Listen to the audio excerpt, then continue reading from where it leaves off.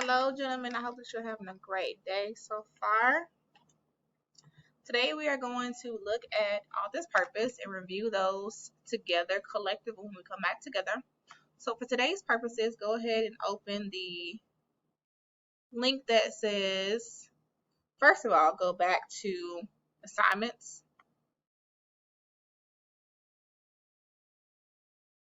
You're going to locate your week 5, day 1 author's purpose within the scholarship jacket assignment. So make sure that you're under assignments and click on your day 1 author's purpose within the scholarship jacket. Here is a copy of Mrs. Lee's lesson plan with your weekly learning objectives. Click on that so that you can pause this video at this time to write down your learning objective. Once you're done writing down your learning objective, you may resume this video. Again, pause the video so that you can write down your learning objective. Now, here's a copy of your author's purpose notes. I'm going to open this copy of the author's purpose notes and write down these notes in my journal. You don't have to make the chart like it is on the Cornell Notes style chart. You don't have to write that down, but you do need to write the title, which is author's purpose, your essential question, which is, what is author's purpose? What methods do authors use to get their point across? Your first question, what is author's purpose? Make sure you write that down and then answer the question, which is right here. The reason an author writes about a particular topic. This is both your question and answer. Your second question, what methods do authors use to get their point across? Again, I've already answered these for you. You're just writing down a copy of my notes in your journal. If you do not have your journal, go ahead and write this down on paper and put it inside your binder. The methods that authors use to get their point across is they use persuasive language, they try to entertain you, they try to inform you, they explain a topic, they also analyze a topic or explain a topic, and they also describe topics. So we have persuade, inform, entertain, describe, and persuade, inform, entertain, explain, describe. And you also might see something that lends to analyze. So pause this video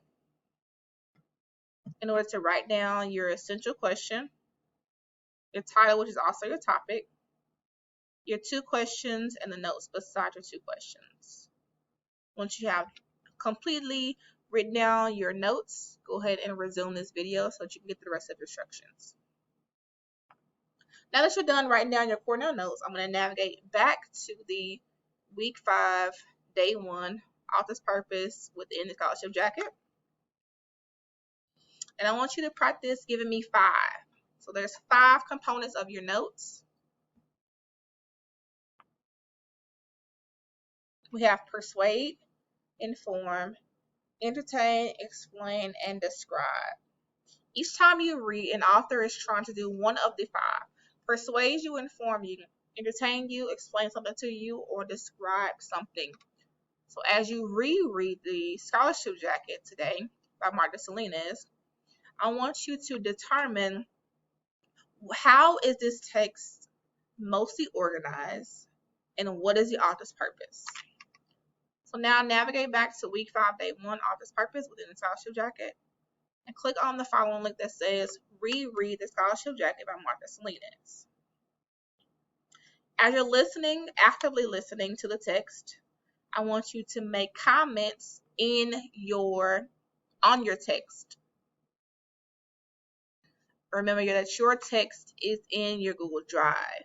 It should be under your most recent. If it's not under your most recent, you can just type it in the search bar, type in scholarship jacket, and it should pull up for you.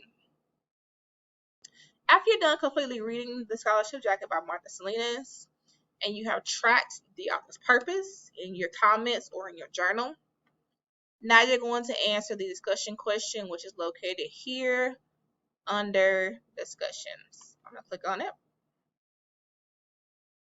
and locate week 5 author's purpose discussion.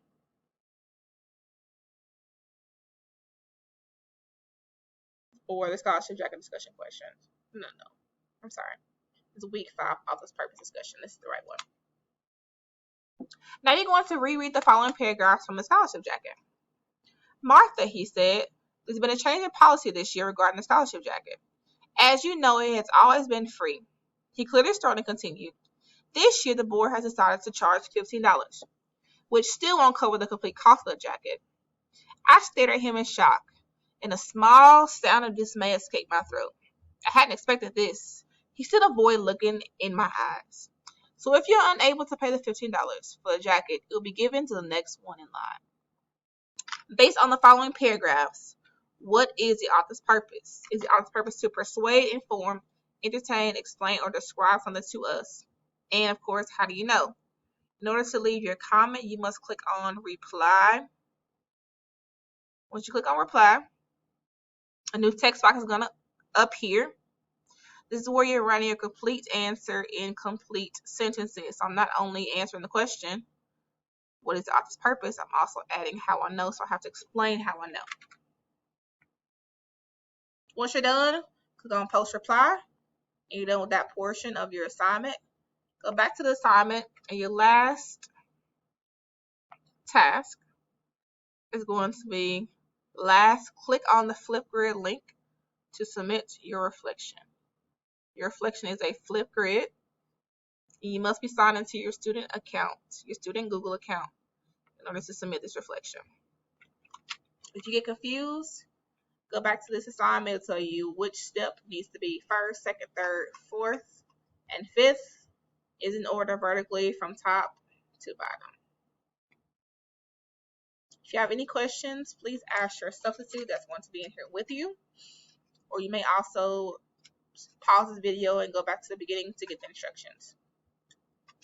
If you complete this assignment and you still have time in class, you're going to read for the last remaining minutes of class and make sure that your area is clean before you are dismissed. There's only one time that you may ask to go to the restroom. One pass during your class period. Make sure that you utilize your passing period to go to the restroom. There will not be any in and out consistently throughout this class period. My class leaders will take the attendance unless the substitute chooses someone else to take the attendance. My class leaders, remember your responsibilities. Your job is to make sure that you are being excellent at all times, using integrity, and make sure that you're holding your teammates in class accountable. Hope you guys do great today. Don't forget to turn in your work before you are dismissed today.